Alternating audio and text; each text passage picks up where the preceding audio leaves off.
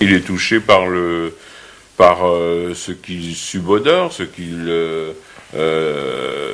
chez ce garçon, il se rend compte du côté paumé, du côté effectivement solitaire, isolé, type qui n'arrive pas à s'intégrer à la société, et puis il voit comme soudain une raison d'être, lui, Max. Enfin, il se sert de Jérémie et il rend service à Jérémie, mais au départ, il y a un côté sûrement aussi très égoïste, quoi, parce que tout d'un coup, et je veux dire, il prend Jérémie comme il prendra un chien au départ. D'ailleurs, c'est un chien. D'ailleurs, moi, je pense que les acteurs sont des chiens. Oui. Parce qu'on leur dit assis, ils s'assoient. Debout, ils se lèvent. Donne la patte. Voilà. À condition de mettre un chèque dedans. Et je crois aussi que Max, il s'aperçoit de l'inutilité affective de sa vie. Et ce petit mec, en fin de compte, le sort de sa torpeur, entre guillemets, pour un dernier coup, qui, à mon avis, Max fait plus pour Jérémie que pour lui-même. Et c'est en fin de compte le père qui lui dit « Ok, tu vas apprendre, on va y aller. » Et l'autre, il fait « Ah bon ?» Et là, il y a une petite panique chez lui en se disant « Mais on va y aller, qu'est-ce qu'on va faire ?» Et c'est d'ailleurs cette scène qu'on avait fait dans les bois, où pour la première fois de sa vie, Jérémie, qui est un mec qui a des explosifs, donc qui tue à distance, en fin de compte, au début du film, voit la mort en face de lui. Et là, ça le choque. Parce qu'il voit un mec, lui, c'est pas une froideur, c'est qu'il a l'habitude, il a fait ça toute sa vie. Et moi, je vois le sang et je vois la mort. Et là, je suis tétanisé. Et en fin de compte, c'est de nouveau le père ou le frère ou l'ami qui l'attrape et qui lui dit viens et qui lui explique. Mais je crois que ces deux personnages, le côté extraordinaire qui m'a vraiment attiré, ce sont deux personnages qui, quoi qu'il arrive, ne pourront jamais se sortir de ce qu'ils sont humainement. C'est-à-dire, ils ont trouvé leur âme sœur. À deux, ils font un. Et ça, c'était extraordinaire parce que, je pense, peut-être, mais je pense pas que je me trompe quand même, je pense qu'on avait ça et qu'on a ça dans la vie. Et c'est là où le casting était bon, c'est que c'était instantané. J'ai jamais regardé Philippe Noiret en me disant c'est le grand Philippe Noiret. Je parle pas seulement de la taille. Je parle pas seulement de la taille. J'aurais dû te le rappeler d'ailleurs. Non, tu me l'as rappelé souvent. Oui. Hein, quand tu me battais. Oui, c'est ça, c'est vrai. Et j'ai rencontré un ami, un mec simple.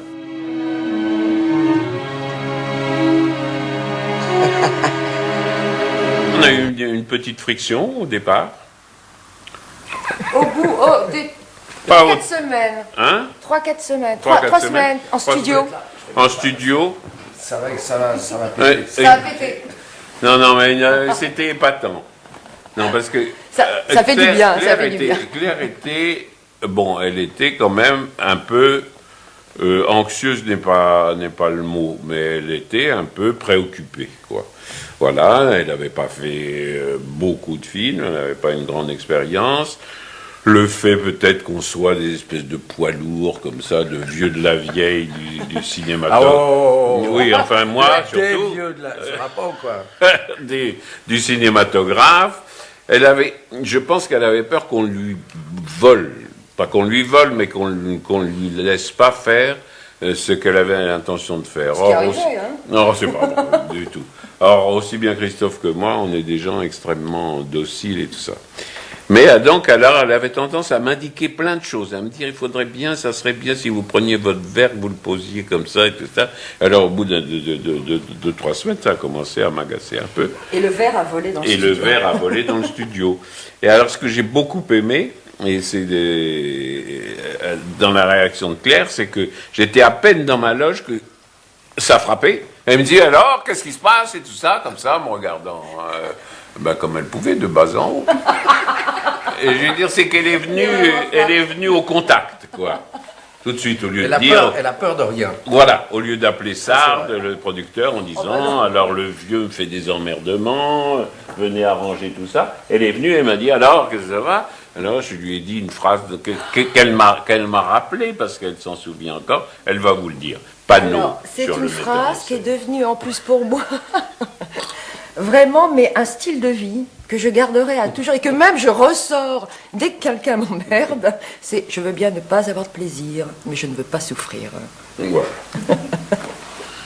Et alors, après, ça a été très bien parce que j'ai dit, mais je l'ai conforté dans l'idée que tout le monde était là pour faire son film et pas le nôtre, et que on aimait ce projet, qu'on était content de travailler avec elle et qu'on avait le sentiment de faire du bon travail, ce qui s'est confirmé à la vision du film. Et donc, voilà, qu'elle pouvait nous laisser un tout petit peu la bride sur le coup, mais pas beaucoup. Mais qu'elle pouvait reprendre quand elle voulait, ramener les rênes à elle, et que nous avions une bouche extrêmement sensible, comme des chevaux de race que nous sommes, et que donc nous freinerions et nous arrêterions dès qu'elle en manifesterait le désir. Bon, passez sur quelqu'un d'autre, parce que là, j'ai une petite fatigue. Pour moi, tel que j'avais écrit Max, tel que je l'avais visualisé, peut-être le fait de l'avoir transposé dans une culture française, avec cette notion de résistance et tout ça, ça me paraît, et cet enjeu affectif, ce pari affectif qu'il faisait sur le gamin, ça me paraissait pas évident que, comme cela, en une seconde, il accepte le gamin chez lui et accepte immédiatement qu'il forme un duo et évoque la galère. Donc il y a cette scène qui était une scène que j'aimais beaucoup, qui est vraiment pas dans le roman, où Max, en fait, quand le gamin lui dit bah voilà, j'étais là pour vous flinguer, Max le fout à la porte. Il dit mais moi je vais pas t'aider, tu te débrouilles, tu pars. Qui est un moment où Max reste encore solitaire, enfin il ne sait pas encore comment se débrouiller avec ce gosse. Donc voilà, il y a 2-3 petites choses, et puis, enfin cette scène, ça c'est sûr, et puis le meurtre d'Almeida à la fin, qui était en fait une balle perdue. Je trouvais ça un peu difficile que ce personnage qui faisait partie du trio essentiel disparaisse par un geste et un hasard aussi peu dramaturgiquement intéressant au vu de l'intrigue.